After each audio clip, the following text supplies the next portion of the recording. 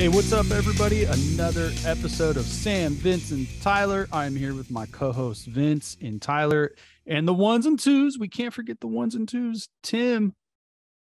What? What's up, guys? What's up, guys? Hello. All right, so another exciting week of football. Vince, we got to get our rundown of scores. You know I love me some scores. It's all up to you, buddy. What are the scores of the NFL this week? All right. So on Thursday night, in a game so terrible that Al Michaels himself was ripping it to shreds, Indianapolis survives Denver 12-9 in overtime. Not a single touchdown scored. And the commentary is kind of funny. You can search that out. But Al Michaels was not having fun. Let's just leave it at that. Moving on to Sunday, the Giants in England over Green Bay in a shocker, 27-22. Tampa Bay beats Atlanta 21-15. Houston beats Jacksonville 13-6. The Chargers beat the Cleveland Browns 30-28.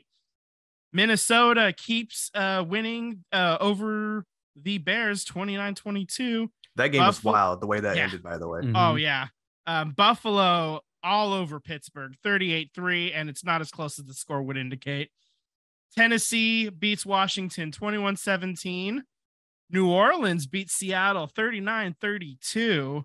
The Jets, they end up getting a huge win over Miami. Miami ended up getting down to their third quarterback. I know because I started their second quarterback in fantasy, but still somehow won. New England all over Detroit 29-0. Dallas beat the Rams 22-10. Baltimore in the Sunday night game over Cincinnati 19-17. Justin Tucker with the winner there. And we turn to Philly. Philly 5-0. Man, they that was win over Arizona 20-17. Tyler, that win. You know when they say a W is a W, doesn't matter how you get it. That was one of those games. Like, if Jalen Hurts wasn't Jalen Hurts, we definitely would have lost that game. He scored 2 touchdowns on his own. The most telling thing about that whole entire game, there is definitely problems in Arizona when it comes to Murray and Cliff. My understanding is at the end of that game, Murray went to run the ball. I believe it was designed quarterback run. At least it looked like it from my perspective. He slides and is a yard short, and it's now third down, but he's getting, from what he says, told in his helmet to spike the ball, go spike the ball. So they spiked the ball on the wrong side of the hash for the kicker, who they just picked up this week, and it's now spiked ball, so now it's fourth down. The ball, don't know, I'm not a kicker, but it looked like it was on line, and then someone just took a deep breath and blew it all the way to the right, and it just sailed out, and that's how the Eagles ended up winning that game. So the telling part about the whole thing, though, was that Murray came into the post game saying that Cliff was telling him to spike the ball.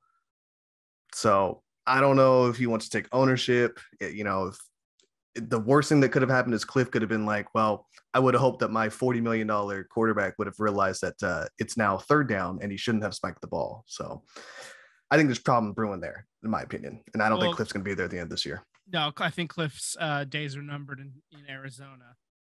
So yeah, that your boys are 5-0 though. You get Dallas next week. So, I can't wait. I'm so juiced. So juiced. Yeah, we got one guy in our chat that's a Cowboys fan in the fantasy football league, right? So you guys are going to be talking shit the entire time, huh? Oh yeah, it's going to start tomorrow.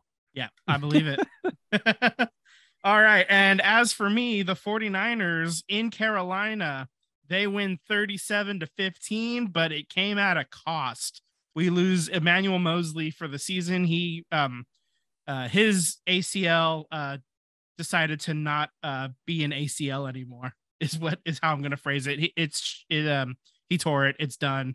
So, hopefully he's back next year and is able to be the player that he was starting to become. I'm really glad that the 49ers have a lot of depth. I mean, Nick Bosa also left the game with a groin injury.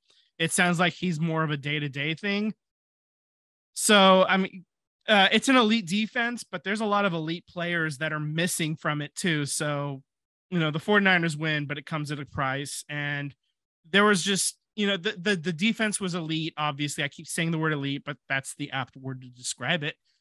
The problem is the offense is good enough, but I don't think they're great. But they're playing this week. They played Carolina, who is just not a good team, and they just fired their head coach. I was going to tell you, your team is so good, you got the coach fired in 3 seasons. That's and right. He still collects $40 million.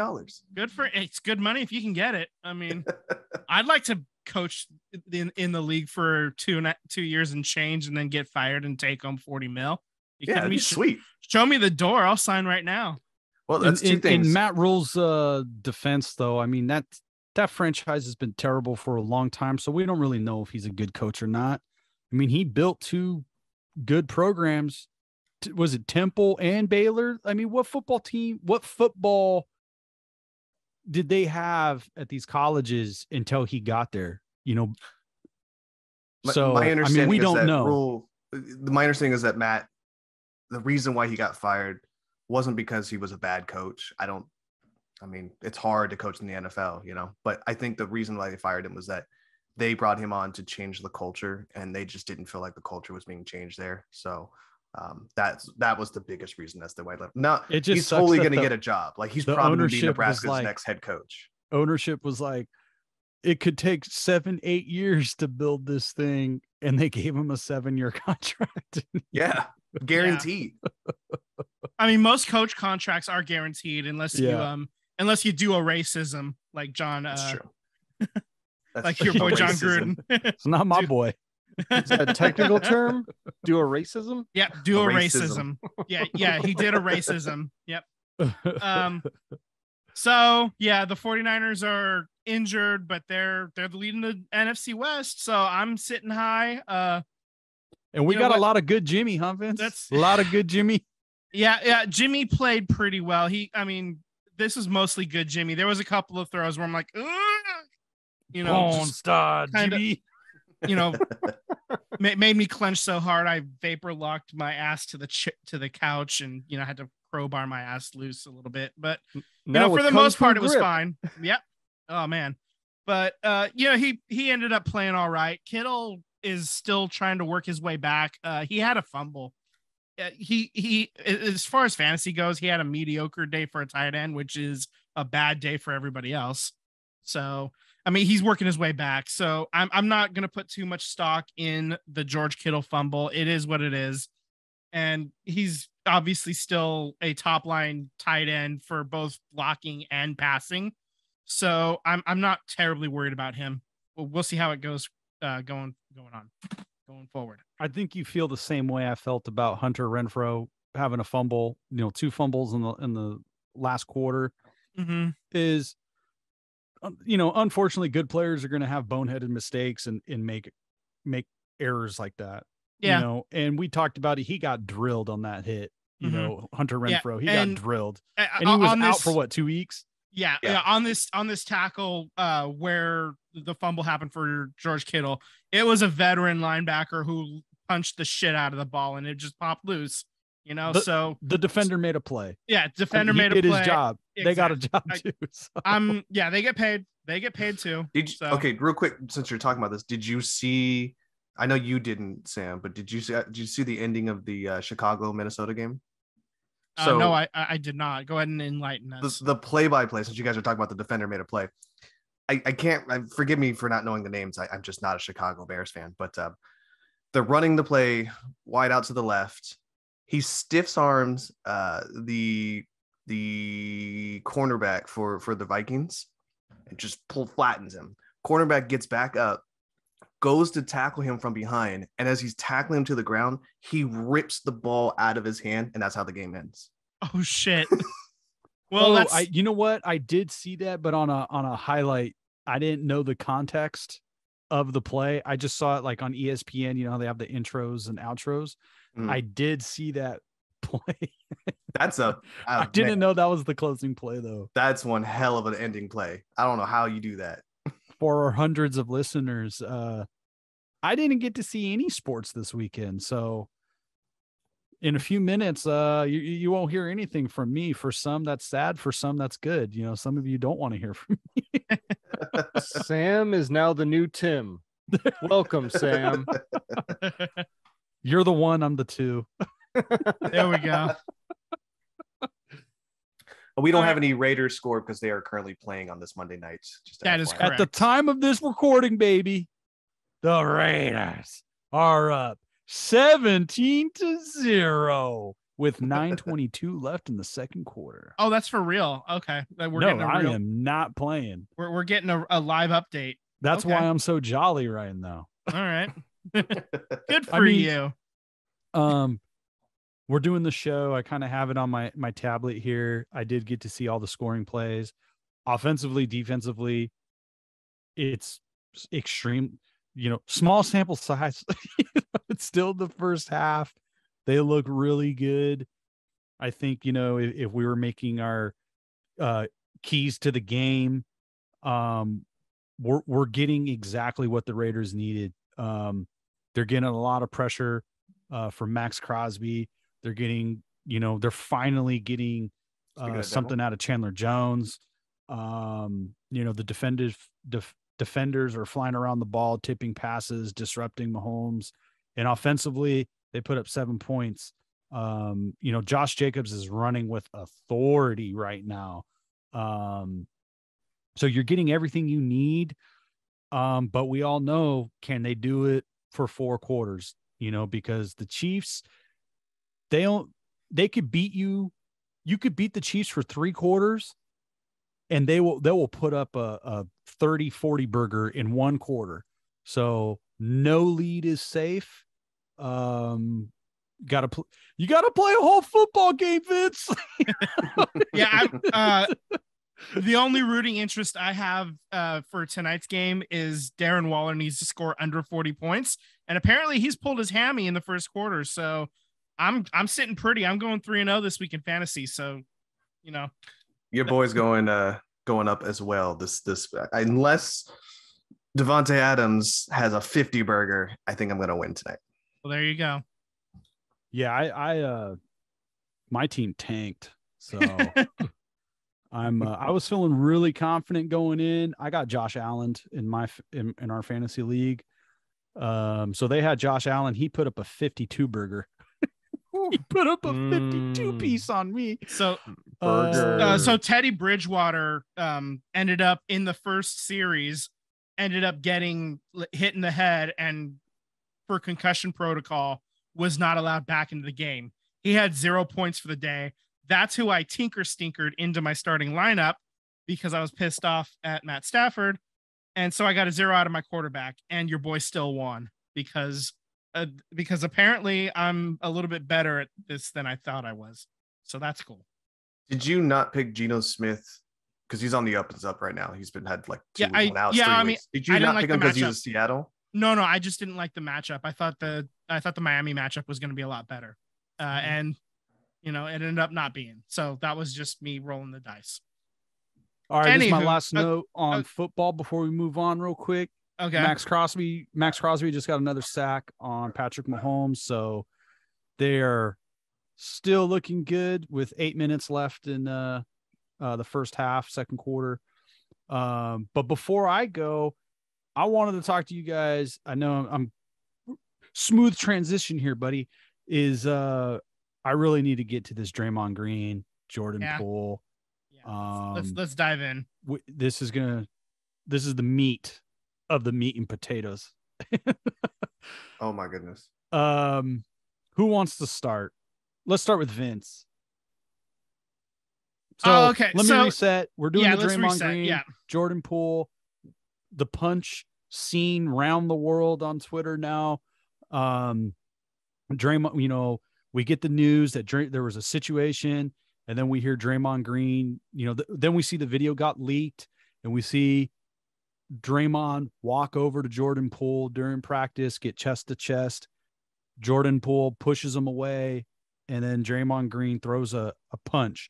And it wasn't just like some light little punch. He threw a haymaker.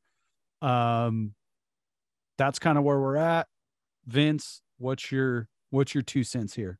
Okay, so obviously Draymond shouldn't have thrown that punch. Let's start with that right off the bat. That's definitely not something that should happen, especially from a guy who is supposedly the heart of your team. Steph Curry is your leader, but Draymond is supposed to be the engine that makes the team go. And to have one of your key guys throwing a punch like that at a player that's supposed to be huge, and he's going to be getting an extension here soon, so this is not good. It doesn't matter that the tape leaked out from those dirty, grubby bastards at TMZ. I don't care how it happened. The tape is out, so we all saw it. And I'm not thrilled with Draymond. I hate to be so stern with him. This is not a good look, my man. And I think it's getting closer and closer to time that they move on from Draymond. They've tried to replace him through the draft with, they've tried to draft different, power forward type players. So far, none of them have quite panned out, but we got some younger guys that are on the way. Maybe Kuminga can be that guy, I don't know, so they're looking for Draymond's replacement. They have been looking for his replacement because the way he plays, his body is not going to hold up. And we've already started to see that happen. So now that, you got a player that gets injured and now he's, becoming a bit of a pain in the ass for other players on your team. I don't know how much longer Draymond's going to be a Warrior, and as much as I love him, I don't, that's it. All right, let's jump over to Tyler. Your 2 cents, sir. I love you, Vince, but I think Moody's gonna be your closest to a Draymond replacement. I like Kuminga. I like what he has to bring to the table, but in the sample sizes I've seen, defense is gonna be the last thing I think he builds on his repertoire. That's the name I was reaching for, was Moody. Moody's got that dog, and Moody looks he's feisty. I like him. But that being said, we're talking about Draymond here. I want to go off the bat. I do not agree with the punch. I don't agree with Draymond's actions. Hell, I don't even agree with him stepping away from the team in a point where I think this could be a moment for him to step up and be a leader again and show him like, hey, I screwed up, but I'm here with you as well. So I think stepping away from the team is a bad idea, in my opinion. I could be wrong on that one. But I do want to go out and say that, like, if that video didn't get leaked out, yes, it'd still be a big thing, but it'd be a lot of speculation, kind of like the whole situation with KD and Draymond getting into it and Steve Kerr getting into it in the locker room. Like, we know what happened, but it's speculation, right? We don't know exactly what happened. That being said, Michael Jordan got in a fight with their head coach, Steve Kerr. There was no social media age. That just came out, later down the road. People are saying, well, it's a contract year. Well, hell, it was Jordan's contract year. 95 was his last year. And then he got that contract extension for 1 year in 96, and then another one and another one. Yes, they're two different people. One is the greatest basketball player to ever play the game, and one is probably one of the better defensive players to ever play the game. So two different people. I don't agree with the punch, but I also think the media is going way too hard on this because there's no sports news. Your biggest sports news you has was an 18-year-old kid who's 7'4" that plays like Kevin Durant and Giannis Antetokounmpo put together in Wembanyama, right? I think Draymond needs to earn the trust back of his team. I think we're putting way too much stock into it. I think come January, we're not even going to talk about it. This team is going to be gelling. We're going to be looking to, dominate the Memphis Grizzlies on Christmas Day. Like, that's the things we're going to be looking forward to. This will be in the rearview mirror. But going forward, Draymond does have to earn that respect. I think that will be handled pretty quickly. I hope you're right. Well, at least he has a career in the UFC, so I think this is actually a huge deal, man. I think this is because before the video leaked, I came home, I listened to it live. They had it on all the radio stations, but when I came home, I watched back the press conference with Bob Myers, Steve Kerr. I don't know if you guys listened to some of the interviews that Steve Kerr had today. Steve has been known as a pretty honest head coach, a pretty transparent coach, a guy that has been, the Warriors are considered one of the best teams to give access to the media. And Raymond Ritter does a fantastic job doing that. And the Warriors make it really easy for the media. And since this has happened, Steve Kerr, when it comes to the topic of this, has been very curt. And it's not a disrespect to the media members. It's not a disrespect to anyone.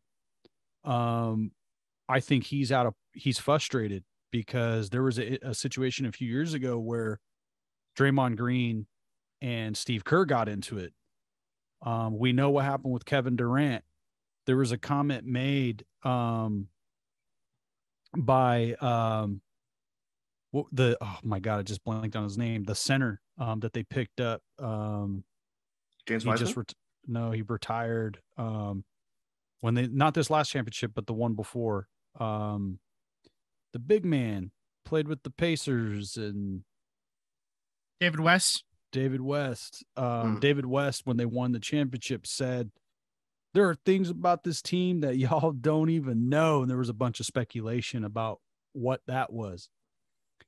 And just tying all this together is, I think this is very serious because Steve Kerr, Bob Myers were somber, were depressed, were clearly emotionally distraught before the video leaked. And it's because they saw the video. They were perhaps in the gym.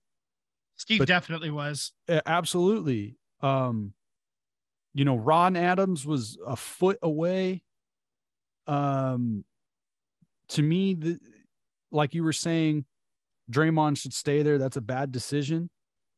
Today, Steve Kerr said this is a mutual agreement that it's best that Draymond step away for a few days. So what that tells me, somebody in that locker room doesn't want Draymond there. Maybe it's Steve Kerr. Maybe it's Jordan Poole. Maybe it's other players. But Kevon Looney came out. And Kevon Looney is extremely tight with Jordan Poole. They're from the same area. They're both from the Milwaukee area. So they've been connected for years, going back to high school ball. Kevon Looney had a lot to say today about trust being broken and earning it back. But this is not a normal push and shove match that you have with your boys or your coworkers. That punch was violent. That was not a, don't push me, I'm going to push you back. That was a haymaker. That was a street throw. And Jordan Poole's pushed him and looked away. And then that punch was thrown. I do want to interject though that Poole and Draymond, they share, their lockers are right next to each other. Poole is very close to Draymond. Draymond is looked up by the younger kids. So for sense of direction. I know. No, I know so that. This is killer in the locker room. It really is. No, and to say maybe they're professional enough to move on. But to say that this is not going to have an effect on the team, whether that's now or in the future, I could clearly see. Is Draymond going to be on the roster this season? Yes, absolutely yes. Because if you trade him, you got to have all these contracts match. So it's going to be difficult to trade him. If you cut him, you have to still pay him all the money. So you're not going to do that route, and all his money still goes against cap. You're still going to pay him, and it still goes against the luxury tax. So it's not like you're going to save anything. So he's going to be here. He's going to be here this year. I think what this means is he's probably not coming back. And for me, it would be hard to make the argument to bring him back. Because this is not a one-time thing. This has happened with Kevin Durant. And I know Kevin Durant and Draymond did their podcast together where they said that was Bob Myers and Steve Kerr messed that up and they needed to figure it out on their own. I really don't believe that. I really believe Kevin Durant left because of the situation with Draymond Green. It never really came down. You never heard about them in the locker room, or you never really saw them on the court like how it was before. And I don't think maybe Jordan Poole will be okay with it, will be cool with it, be professional to keep going forward.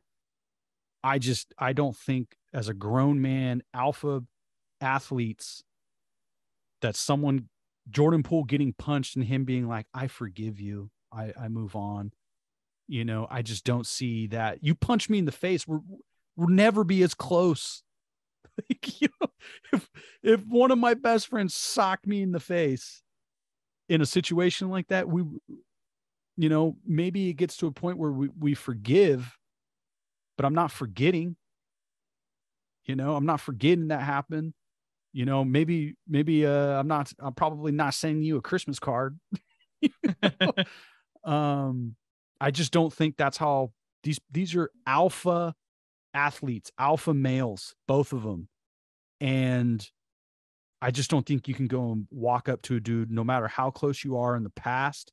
That's a forever life-changing moment. And I don't know how it's going to rear its head, but you know, this is where we're at. Hopefully they move on. But this is a mutual agreement. And I know that this is a dark cloud over everybody. And Draymond's press conference talking about apologizing to the families, you know, apologizing to Jordan Poole's family for the embarrassment and the this and the that he's caused. If it was no big deal, it would have been, oh, it's all good, man. I know you were mad, blah, blah, blah. No, these people are, Draymond went to his wife and parents because of ring night is a few days away, you know? So this is a big deal. And I don't think it's going to go away. I think anytime Draymond barks, anytime Draymond does anything, is going to be amplified. It's going to be on a microscope for sure. You know, so that's why I don't think it's going to go away. I think there's, you know, any type of normal dispute that players would have had, and maybe they do squash it and they're being professional, but anytime Jordan, Poole, and Draymond is it going to escalate again? You know, anytime we see them normal yelling, normal arguing to win the game, that naturally happens even before the punch. You know, it's just going to be a microscope. It's just going to be a topic, I believe, for the whole year. All right. Just real quick though, I mean, all my sentiments of what I said was for this season. I fully believe Jordan Poole secured with that punch, no doubt, who was getting that bag at the end of the season, and it was Jordan Poole. Draymond is not getting that money anymore, and he certainly probably won't get it with the Warriors. So he may not. I agree that he may not be on the team next year, but I think that this year they will figure it out and move on, and next season it's probably be a totally different makeup with this team. Don't jump on our bandwagon, dude. The bandwagon has sailed. I still agree. I still think that we're going to be bygones by January. We won't even be talking about it. But we will be talking about it. We will be talking about it at the end of the season. Again, we'll bring it up. You were mixing metaphors. Don't jump on our boat or whatever. The bandwagon, whatever. The boat has rowed off. The bandwagon has sailed. The Corvette has flown away. If this was Back to the Future, yes, it has. The DeLorean is on the railroad tracks.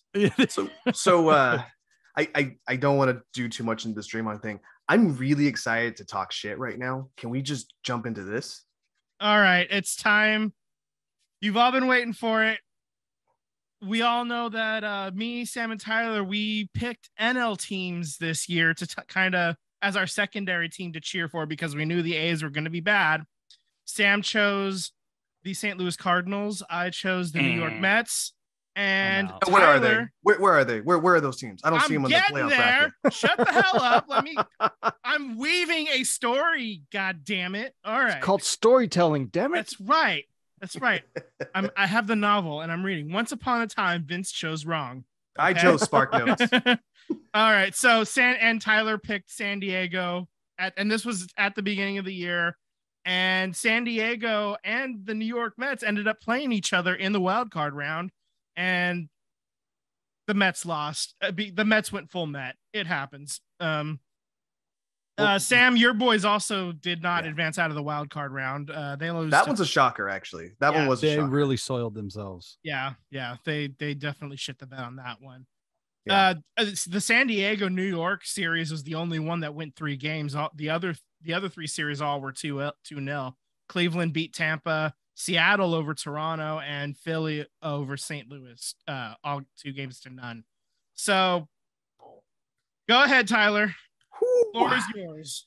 My A's defected San Diego Padres are killing it right now. And Freddie Freeman is already talking shit, alluding to this Dodgers-Padres series. He said that there's a difference between the Padres and the Dodgers right now. He said that they've been hot recently. We've been hot for 7 months. So, I'm ready. Let's go, Dodgers. I'm going to take you guys down too. Yeah, the Dodgers are going to fucking win. It's not even going to be close. And that pains me to say it. Okay. I don't hear what I'm not saying. I'm not hating on the Padres. I'm looking at are you picking the Dodgers? LA Dodgers. I'm going to pick the Dodgers to win. I want to beat that team too. All right. I'm going to pick them. I'm going to pick the Dodgers to win in hopes that I'm wrong. Okay. I do not want the Dodgers to win. I think they will win. I think I said in my bracket, I think I said Dodgers and Houston. Yeah, again. I have to dig that up. I think I'll have to double check that.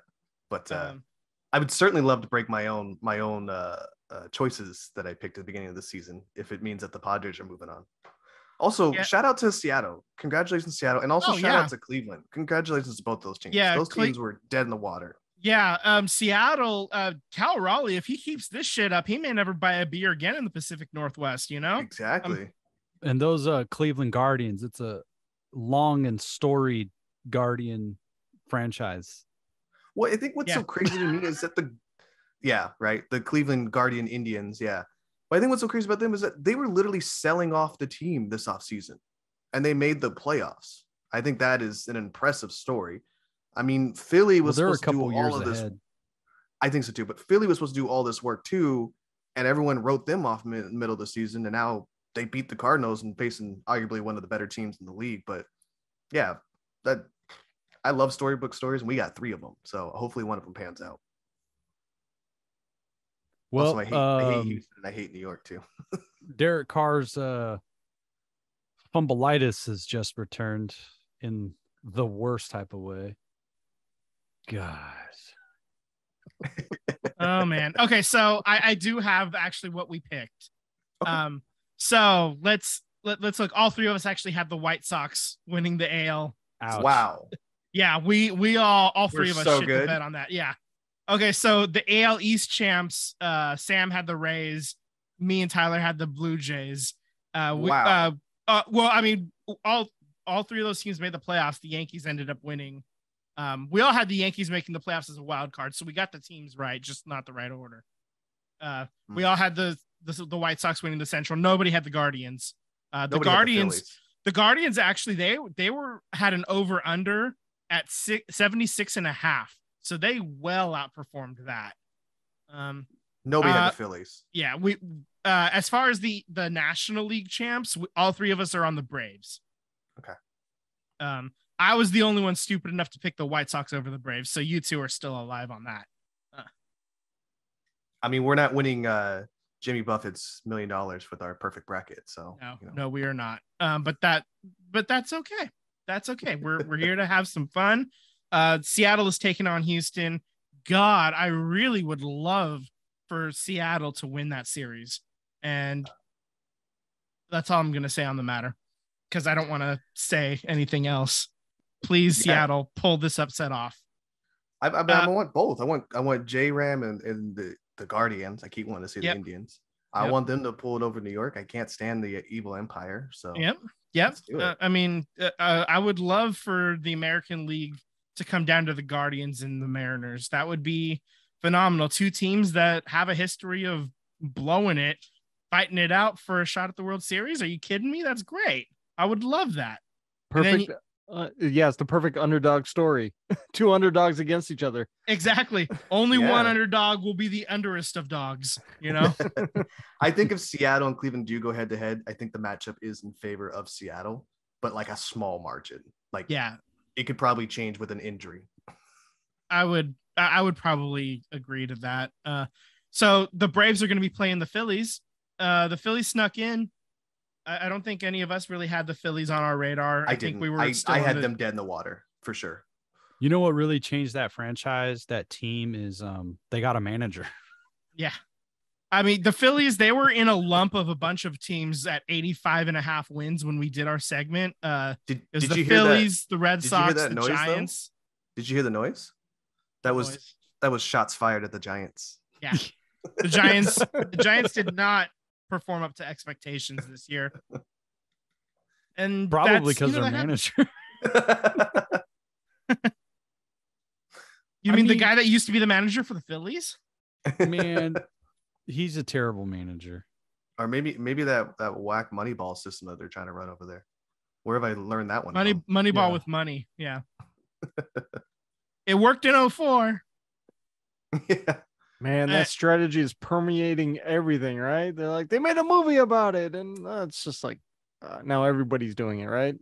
Yeah, well, everybody's doing it, but the teams that are doing it, but then also spending money on free agents, those are the ones that are really reaping the benefits of it. The Dodgers, they've been basically running the same fucking system. You know, you build up your farm. Yeah. You build up the farm system, but then you have the money to go out and sign any free agent you want as well. That's the ticket. That's how you keep winning and keep being relevant for damn near a decade at this point. The Dodgers ownership, when they bought the team, I don't know how long they were there, but then they ended up hiring the general manager from Tampa Bay. Yep.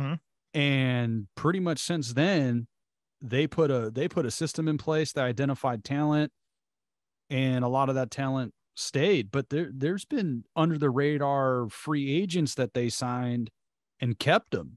You know, so that's the Moneyball part of it. They've been able to identify and keep, and then find guys that are on the margins, and then when they pan out, they retain them. And there's been guys that they haven't kept. Exploiting market inefficiencies. That's what it's all about, right? And they find these guys that are diamonds in the rough, you know. And there was a few years the Red Sox were really good about this with, you know, Theo Epstein, and you know, he and when he went to the Cubs, they won the World Series doing a lot of that kind of stuff too, where you have that you can go get any player you can, but then also, you know, building the system up from the ground. Yeah. Right.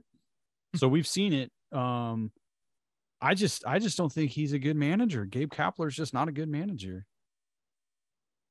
Yeah, we'll see. He had a good roster in Philadelphia, and he had a good roster with the Giants last year, but everything went. I mean, you know how many miracle wins they had?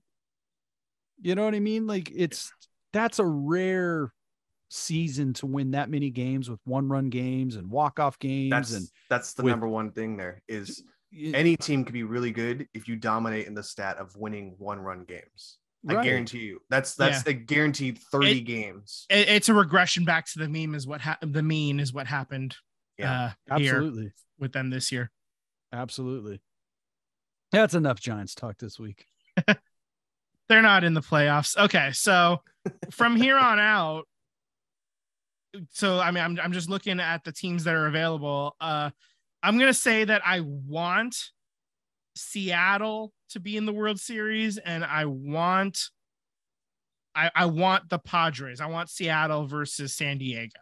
Oh, hold on. That's what I want to happen. That's not what I'm predicting will happen, but that's just what my heart wants. Okay. Don't you put this on me, Ricky Bobby. So I'm going to predict that it ends up being the Braves and the Yankees.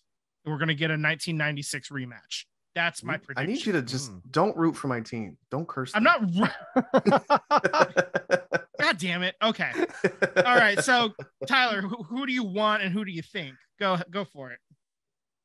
God damn it. I want the same thing you want. That's why I said it meant first. to be. Yeah, man. I want Seattle and the Padres. I think that's the best scenario. See you later, Samuel. I bid you adieu. Goodbye. All right. Goodbye, guys. Sam's dropping Later, off. audience. I'm going to drop off. I can't wait to listen to the rest of the show when it comes out on Tuesday. Yeah, man. All right. You mean Thanks, Sam. when our listeners listen to it the day of? Yep, that's right. Okay, so go ahead, Tyler. Who do you have? Who do you want? You already said who you want, and now who do I'll you tell think you this. I want it to be the Braves and the Padres. Okay. Mm-hmm. And then I want the Padres to go into it. And then obviously we've beat this like a dead horse. I want Seattle and I want Cleveland and I want Seattle to come out of it. At the end of it all, you know which team I want at the end of it all. And they wear the most god-awful team colors I've ever seen in my life. But that's what I piss want. and shit. They wear piss and shit. San Diego Padres. I do not get it. Like all the people in San Diego, they love it. They love the old school uniforms. I think go back to blue and white. Give me the blue and white. Dude, the blue and white ones basically like that were in, that they had basically until like 4 years ago. Yeah. I loved those. Are you kidding me? Like, oh, great.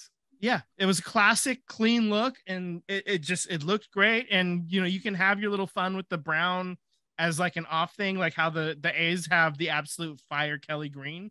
Yeah. I mean, like, but I don't get it. I don't get why people love this brown and yellow. It does not look good at all. No, not at all. But clearly I don't know what's happening. I'm just some jackass that doesn't even live in San Diego anymore, so I lived there back in 2007, but yeah. haven't been back only a couple times since, but yeah, I don't get it.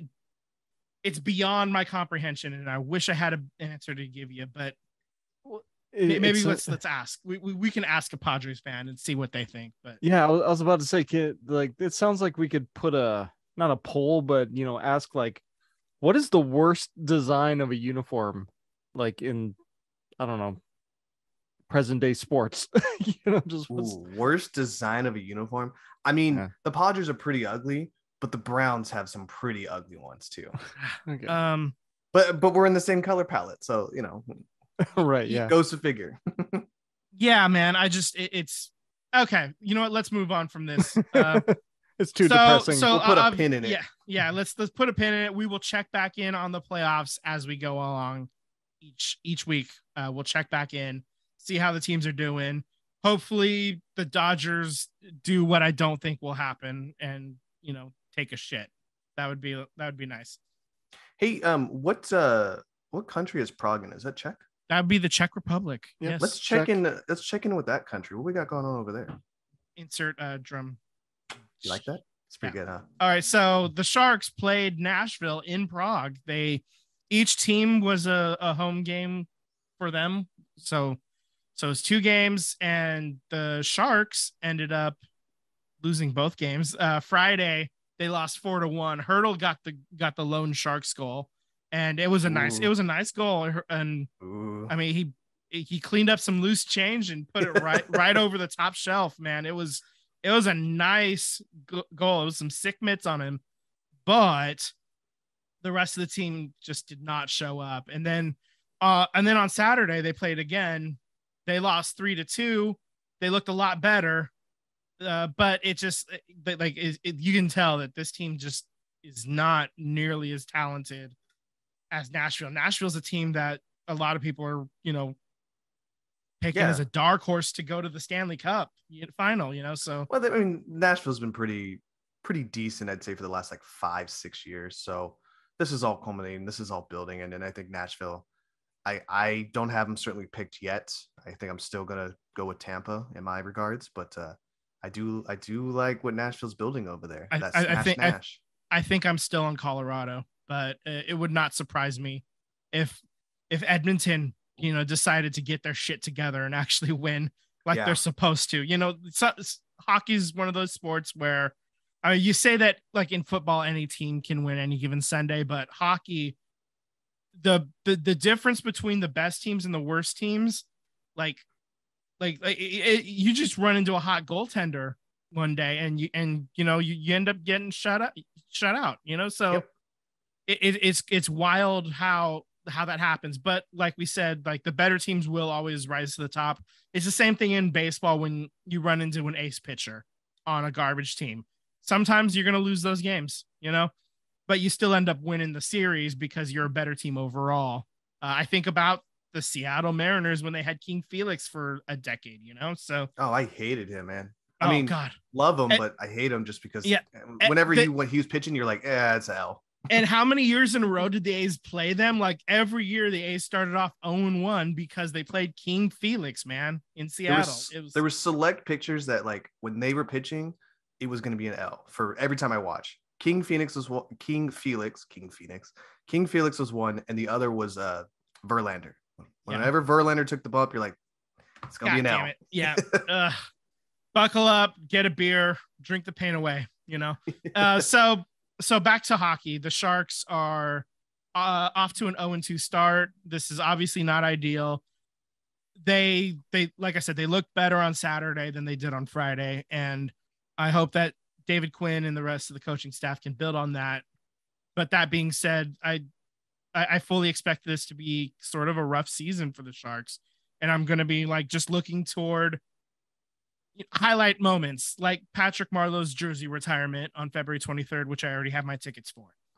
I'm looking forward to all the other events. Like they're doing a Doug Wilson night coming up. I think it's probably the second game of the season or something like that. So I'm looking for those kind of events to kind of keep me entertained while I watch some probably painful hockey. So I have a question for you, and I'm curious what you think about it. But obviously, with Quinn being here, the Sharks are going to be a more physical team. Now, we say that because some coaches have said that that's what they're going to be. But clearly, New York Rangers style, they're going to be a physical, beat-it-up team. They may not win every game, but they're going to make sure that the other opponent knows that we were here, right? Do you think Erik Karlsson fits in this team now? And I'll reserve my thought, but what do you think? I think anybody who is that talented with the puck will fit on the team. You don't need every single player to be a hitter. You need some guys to hit for sure. Some guys to put the pain. You don't need it to be every single guy hitting, getting 15 hits a game. I don't need that from Karlsson, especially. I need Karlsson to be the puck moving genius that he is, and I need him to be healthy. And if he's going to be out hitting people, there's no fucking way he lasts past November. Yeah, especially with those knee injuries. Yeah. So I want him to be as clean as possible. If he has more than 2 hits in any single game, I'm setting him aside and saying, "Hey, knock it the hell off. That is not your job. That is now Pickle's job." Okay. Yeah, I think Nico Sturm, that's his job too. That's why they got him from the Stanley Cup champion Colorado Avalanche. So I'm worried that Erik Karlsson, he's going to be in the roster. He's going to always be the first lineup. That's never going to change. I just wonder, can they build around Erik Karlsson? Can they make him a focal point to not be that, but also be the guy? I don't know. We'll see. We'll see if Quinn can do it. Yeah. I mean, he has all the skills in the world to do it. Obviously, there's a reason why he's like one of the top paid defensemen in the league. But that being said, it's so tough when he's going to be injured. He's going to miss 30 games. And we'll see how it happens and what the injury is, because it's always an injury, but it's been different injuries. It's been some repeating, but like it's kind of been on a cycle. Like it was the groin in 2019 in the playoff run. And then it was the knees this past year. So, I mean, it's always something different with him. But the bum part is that, like, as much as I love him, we can't even trade him because nobody's going to take on that contract. Yeah, exactly. It is an unmovable contract. It's the same reason why Pickles is still on the team. Mark-Edouard Vlasic. That's true. For those of you who don't know. So, yeah, I mean, you can't even cut him. it's too much money on the dead cap, you know. So it's just one of those things you kind of have to write it out. Pickles' contract becomes a lot easier to cut or to move off from or to trade after this year. Yeah. But it is, but this year we'll see if there's a reason why Mark-Edouard Vlasic isn't wearing a letter. You know, a lot of people, a lot of the fans, I've seen them in the comments saying, why do they give it to Nick Bonino and not Pickles? And that's because Mark-Edouard Vlasic, when he did get that letter on his chest, that's coincidentally right around the same time he started not playing well.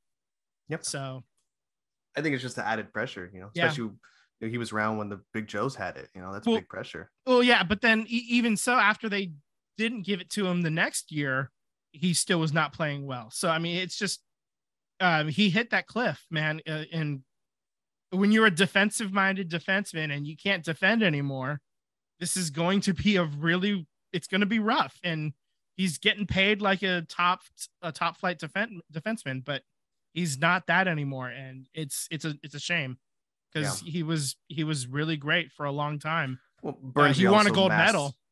Yeah, Burnsy masked a lot of his problems too for him on that lineup. So we'll see. Yep. All right. So I guess that's all I have to say about the Sharks right now before I get sad. Wait, real quick. Do you like the new uniforms? Do you not like them? You know what? I kept thinking that there was a color problem wrong with my TV. Okay. Yeah. Also, I got to say, seeing them in action on the TV, I don't hate them as much as I thought I would. Okay. I like the all teal look a lot more than I thought I would. I will say that. Okay. The white jersey, I'm still not on board yet. I'm still not there yet. I'd have to. I want to see it a little bit more, I guess, and see what happens. But I'm not there on the white jersey. The teal one, I think I'm there. The all teal look. At first, I thought it was weird in just the pictures and stuff, but seeing it in action, it does definitely look a lot better. So I definitely was messing with the picture of my TV on the first game. I was like, why does this seem so off? And then it dawned on me. I was like, oh, this is their new uniform. That's right. It is interesting though that like the buckets, their hats, the helmets, they have two different helmets. Yep. Yeah. The teal one is for the teal jersey, and then the white one is for the white. So that's a little weird to me. It is weird. I don't like that. Yeah, definitely. Yeah. Well, hey, Chrissy, bud, wake up! I don't like this. Chrissy, wake up. We are getting towards my potential dinner time. I know, as same here. Would love here, but Sam's not here, so I'm going to take over for him as far as just covering up some stuff that we're going to talk about next week. Obviously, we're going to be hitting you guys up with some more NFL scores. Following up with some playoff actions, and we're also going to touch base into the Howard Terminal. So please stay tuned. We've got a lot to cover on that one, and I'm not sure if we have enough time to do it, but we will figure it out for you guys. That's right. We'll talk fast. Very, very fast. Yeah, you'll think you're listening on 1.3 speed. Yeah. All right, Vince, go ahead and lift us out of here. All right, so you can always find us on social media at SVT Sports Pod. That is on Instagram and Twitter. You can also find us on YouTube at SVT Sports Pod. Send us emails at svtsportspod@gmail.com. Please slide into our DMs. I almost tripped over that. God damn it. You didn't. Don't trip into our DM. I mean, you could do that too. You could trip. Yeah. You could stumble into our DMs. Yeah. I'm looking forward to seeing all kinds of Savannah Banana videos and stuff like that. So that'll be fun. I pre-ordered. I put myself on the wait list. I want to watch a game if they come here. Yeah, I mean, they're coming to San Jose. So they just announced the schedule. I might go up to Sacramento because they play on a Saturday in Sacramento, and I can go with my brother. So we'll see how that goes. So. I'm going out there with Tim on a Saturday. Yeah, let's do it. Yeah. All right. So have a great night, everybody. Yep. Later, guys. All right. Bye.